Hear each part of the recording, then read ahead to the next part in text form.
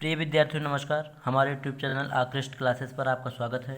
दोस्तों, आज हम वास्तविक संख्या कक्षा 10 की गणित अभ्यास 1.2 को आज हम बहुत ही साधारण तरीके से और बहुत ही सरल तरीक़ों से बताने की कोशिश करूंगा।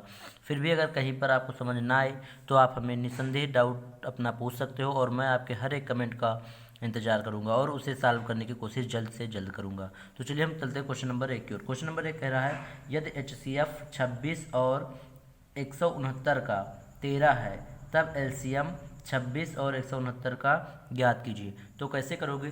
आपको पता होना चाहिए कि एक फार्मूला होता है लासा गुणे मासा। लासा गुणे मासा बराबर पहली संख्या गुणे दूसरी संख्या। ये क्वेश्चन आपको याद होना चाहिए। तो लासा गुणे मासा बराबर पहली संख्या गुणे दूसरी संख्या आपको याद होना चाहिए। तो लासा का मान आपको दिया है कि निकालना है।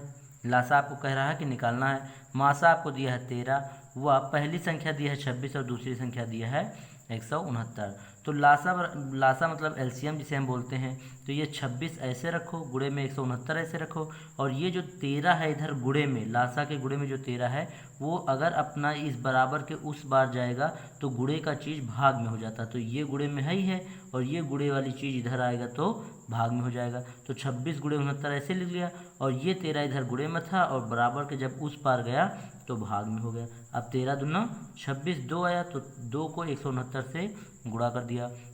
2 9 18 के 8 लिखा, हासिल 1, 2 6 12 1 13 के 3 हासिल 1, 2 1 2 1 3। तो आपका एलसीएम इस प्रकार से कितना हो गया? 138। अब हम चलते हैं क्वेश्चन नंबर 2 की ओर। क्वेश्चन नंबर 2 हमारा क्या कह रहा है ये देखते हैं। तो क्वेश्चन नंबर 2 कह रहा है, दो संख्याओं का HCF 16 है तथा गुणनफल 30 72 है, तो उनका LCM ज्ञात कीजिए। तो इसके लिए आप फिर वही क्वेश्चन, LCM गुणे HCF बराबर पहली संख्या गुणे दूसरी संख्या, यही आपका क्वेश्चन ये भी हो जाएगा। तो LCM गुणे HCF मतलब HCF गुणे LCM बराबर पहली संख्या गुणे दूसरी संख्या। HCF आपको दे रखा है कितना? 16, और LCM आपको फिर फाइंड करना है। और पहली संख्या गुणे दूसरी संख्या, दोनों संख्याओं का गुणनफल आपको दे रखा है 30 72।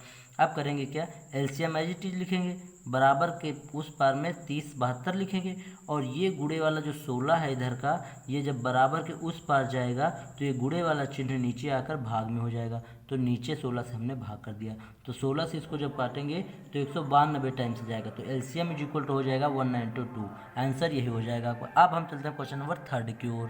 क्वेश्चन नंबर 3 हमारा कह रहा है कि संख्या 144 के अभाज्य गुणनखंड में 2 की घात लिखिए। तो 2 की घात लिखना है आपको। तो करना क्या है? 144 जैसे आपका दिया है, इसको मैंने सबसे पहले सबसे छोटी से छोटी संख्या से काटना होता है। मतलब 2 से हमने काटा तो 72, मतलब 2 सते 14, यहाँ 14 पूरा कट गया, 4 बचा, 2 दूना 4, तो 2 दूना 4 72 आ गया। फिर उसको हमने 2 से कट किया तो 2 तिहाई 6, अब यहाँ 1 बचा ना, तो 1 इधर 12 बना देगा, तो 2 छंग 12, तो 36 यहाँ गया। फिर ये 2 से कट सकता है, फिर 2 1 कम 2, यहाँ फिर 1 बचा तो 16 बन जाएगा, तो 2 8 16, तो 8 16 ये भी कट गया। फिर 2 से कटेगा, 2 9 18। अब लेकिन ये 9 जो होगा ये 2 से नहीं कटेगा। फिर ये किससे कटेगा? 3 से कटेगा, 3 त्रिका 9, फिर 3 1 कम 3। जब तक ये यहाँ पर 1 ना आ जाए तब तक आपको काटना होता है। और फिर जब काट चुकोगे तो इसने क्वेश्चन में कह रखा है कि 2 की घात में लिखो। तो 2 की घात 1 2 3 4, बस 4 ही बार है, तो 2 गुणे 2 गुणे 2 गुणे 2 मतलब 2 की घात 4 आएगा आंसर। लेकिन यहाँ पर जो 144 का गुणनखंड आया तो 2 की घात 4 गुणे 3 की घात 2 बराबर 144। अतः हमें 2 की घात की बात करनी, तो 2 की घात कितनी है अधिकतम? तो 2 की घात अधिकतम कितनी है? 4, तो 2 की घात बराबर 4, यही आपका आंसर हो जाएगा। अब हम चलते हैं क्वेश्चन नंबर 4 की ओर। क्वेश्चन नंबर 4 आपका दिया है कि संख्या 196 के अभाज्य गुणनखंड में घातों का योग ज्ञात कीजिए। तो 196 में अभाज्य गुणनखंड पहले 196 करो, उसके बाद उसको घातों के योग को लिखना है। मतलब उनकी घात बनाओ कि 2 की घात कितनी है, 3 की घात कितनी है, 4 की घात कितनी है, ये कितने कितने के घातों में कट रहा है, उसके बाद में उसको आपके घातों का योग बता देना है आपको। तो 196 को हमने 2 से कट किया। जब 196 को 2 से कट किया, 2 9 18, यहाँ 1 बचा, ये 16 बन जाएगा, 2 8 16 हो गया। फिर इससे 2 से काटा, 2 चौक को 8, फिर यहाँ 1 बचा तो 18 बना, तो 2 9 18, ये भी कट गया। फिर इसे आप 2 से काट नहीं सकते, 3 से काट नहीं सकते, तो इसी तरह काट के देखेंगे, 7 से कटेगा 7 7 49, फिर 7 से काटेंगे 7 1 61। जब तक यहाँ 1 ना आ जाए तब तक आपको काटना होता है। फिर इसे आप लिख सकते हो कि 2 की घात 2 और 7 की घात 2। आप देखो 196 2 की घात 2 लिख सकते हो, 7 की घात 2 लिख सकते हो। तो घातों का योग आपको पूछ रहा, तो घात एक ये है, घात एक ये है, तो घातों का योग क्या हो जाएगा? 2 + 2 मतलब 4, तो घातों का योग आपका 4 आ जाएगा। अब क्वेश्चन नंबर हम 5 की ओर चलते हैं। आपका क्वेश्चन नंबर 5 भी ऐसे ही जैसे आपने पहला क्वेश्चन देखा था। तो कह रहा है यदि ए व 18 का एलसीएम आपको 36 दिया है तथा एचसीएफ 2 दिया है तो ए का मान ज्ञात कीजिए। मतलब एक संख्या आपको ए दी है, दूसरी संख्या 18 दिया है और एलसीएम एचसीएफ आपको दे रखा है, तो ए का मान आपको ज्ञात करना है। तो करेंगे क्या, पहली संख्या गुणे दूसरी संख्या बराबर एलसीएम गुणे एचसीएफ। तो ए गुणे 18 बराबर 36 गुणे 2। तो ए बराबर क्या लिखेंगे, 36 गुणे 2 एज इट इज लिखेंगे, और ये 18 इधर गुणे का उधर जाएगा बराबर के उस पार, तो ये भाग में हो जाएगा। तो 18 यहाँ भाग कर 18 दूना 36, 2 दूना 4, ए बराबर 4 आपका आंसर हो जाएगा। ध्यान रखिए कि जब भी बराबर के उस पार कोई भी संख्या जाती है तो उसके पहले जो चिन्ह होता है वो अपने चिन्ह का अपोजिट हो जाता है। अगर यहाँ प्लस है तो माइनस हो जाएगा, माइनस है तो प्लस हो जाएगा, गुणे है तो भाग हो जाएगा, और यहाँ पर अगर भाग है तो वो गुणे में हो जाएगा। तो इस तरीके से ए बराबर आपका 4 आ गया। क्वेश्चन नंबर 5 भी आपको समझ में आएगा, उम्मीद करता हूँ। क्वेश्चन नंबर 6 की ओर चलते हैं हम।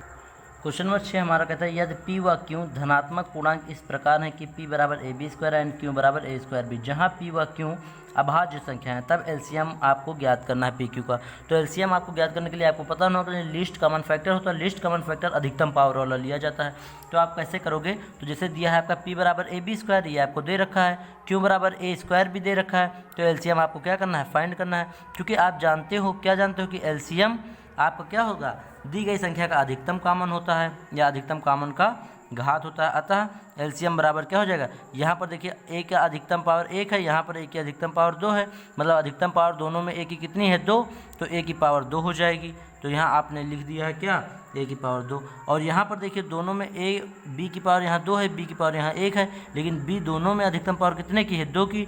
तो यहाँ पर क्या हो जाएगा, बी की पावर अधिकतम 2 हो जाएगी। तो एलसीएम ए स्क्वायर गुणे बी स्क्वायर। लेकिन यहीं पर अगर एचसीएफ पूछता, तो आप अगर एचसीएफ पूछता तब आपको ध्यान रखना चाहिए कि एचसीएफ क्या हो जाता है, ए इंटू बी, क्योंकि वो निम्नतम पावर ली जाती है। एचसीएफ नाम तो उसका हाईएस्ट कॉमन फैक्टर है, नाम हाईएस्ट कॉमन फैक्टर, लेकिन लिया जाता है कम से कम पावर, मतलब निम्नतम पावर। और एलसीएम का नाम तो लीस्ट कॉमन फैक्टर है, मतलब निचले कॉमन फैक्टर है, लेकिन लिया जाता है हमेशा हाई कॉमन, ठीक है, हाई कॉमन फैक्टर लिया जाता है। लेकिन नाम है एलसीएम, एलसीएम में बड़ी से बड़ी घात लिया जाता है, जबकि एचसीएफ में छोटी से छोटी घात लिया जाता है। उम्मीद करता हूँ क्वेश्चन नंबर 6 भी आपको समझ में आएगा। हम चलते हैं क्वेश्चन नंबर 7 की ओर। क्वेश्चन नंबर 7 कह रहा है कि वह न्यूनतम घात ज्ञात कीजिए या वह न्यूनतम संख्या ज्ञात कीजिए जो 1 व 10 तथा इनके बीच की सभी प्राकृतिक संख्याओं से विभाजित है। तो इसे हम कैसे करेंगे, ध्यान रखिएगा कि निम्नतम संख्या का मतलब ये होता है कि एलसीएम आप ज्ञात कीजिए। अगर कहीं भी क्वेश्चन पूछे आपसे कि वह निम्नतम संख्या ज्ञात कीजिए, तो निम्नतम संख्या का मतलब होता है एलसीएम ज्ञात करना। अतः एलसीएम ज्ञात करना, अतः किसी भी संख्या का अधिकतम घात लेंगे। एलसीएम का मतलब भी आपको पिछली अभी क्वेश्चन में मैंने बता दिया है कि अधिकतम घात लेते हैं, जबकि एचसीएफ में न्यूनतम घात लेते हैं। तो एक से लेकर 10 तक की सारी संख्याएं लेना है आपको। तो 1 2 3 4 5 6 7 8 9 10 ये सारी संख्याएं ले लिया। 1 का गुणनखंड किया, 1 गुणे 1 आया, 2 का किया, 2 1 कम 2 आया, 3 का किया, 3 1 कम 3 आया, 4 का अभाज्य गुणनखंड किया तो 2 गुणे 2 गुणे 1 मतलब 2 दूना 4 1 कम 4 ये हो गया। 5 का अभाज्य गुणनखंड किया, 5 1 कम 5, फिर 6 का किया तो 3 दूनी 6 1 कम 6 ये हो गया, फिर 7 का किया 7 1 कम 7 ये हो गया। 8 का किया 2 गुणे 2 गुणे 2 गुणे 1 मतलब 2 दूना 4 4 दूना 8 8 1 कम 8 ये हो गया। फिर 3 का किया तो 3 त्रिका 9 3 त्रिका 9 1 कम 9 ये हो गया। 10 का किया 2 गुणे 5 गुणे 1 मतलब 2 पंचे 10 1 कम 10। अब यहाँ पर एलसीएम निकालना, तो एलसीएम अधिकतम घात लेते हैं। 2 का अधिकतम घात क्या है, तो 2 का अधिकतम घात यहाँ पर देखिए 3 है, इससे ज़्यादा कहीं पर 2 है ही नहीं, तो 2 का अधिकतम घात हमने क्या ले लिया 3। उसके बाद 3 देखते हैं तो 3 का अधिकतम घात यहाँ 1 है, लेकिन यहाँ पर भी 1 है, लेकिन 3 त्रिका 9 यहाँ पर देखिए अधिकतम घात 2 है, तो 3 की घात 2 ले लिया। अब 4 की ओर चलते हैं, 4 में तो कुछ ही नहीं, 2 ही थे तो 2 तो ले चुके हैं। 5 की ओर 5 एक ही बार अधिकतम 5 ले लिया। फिर यहाँ 7 लेते हैं तो 7 अधिकतम एक ही, तो एक बार ले लिया। इन सबका गुणा करेंगे तो 2 दूना 4 दूना 8 आएगा, गुणे 3 त्रिका 9 आएगा, 5 7 35 आएगा, 8 9 72 आया, और गुणे 35 72 और गुणे 35 करोगे तो 2520 आएगा। यही आपका एलसीएम होगा आंसर। दोस्तों उम्मीद करता हूँ क्वेश्चन नंबर 1 से 7 तक के सारे क्वेश्चन आपको समझ में आएंगे। फिर भी कोई डाउट या क्वेरी हो तो आप निसंदेह हमसे कमेंट करके कमेंट में पूछ सकते हो। आपका हर एक डाउट हम कोशिश करेंगे जल्दी से जल्दी सॉल्व करके आपको दे। लेकिन फिर भी अगर इसमें कोई भी सवाल या नहीं समझ में आया तो आप निसंदेह हमें कमेंट करना, हम आपको जल्द से जल्द बताएंगे। और अगला वीडियो लेक्चर हमारा इसी तरीके से कंटिन्यू पाने के लिए हमारे यूट्यूब चैनल को सब्सक्राइब करो, वीडियोज़ को लाइक और शेयर जरूर करो, हमारा सपोर्ट करो। हम आपका सपोर्ट करने के लिए हरदम तैयार रहेंगे। धन्यवाद वीडियो देखने के लिए, बहुत बहुत धन्यवाद।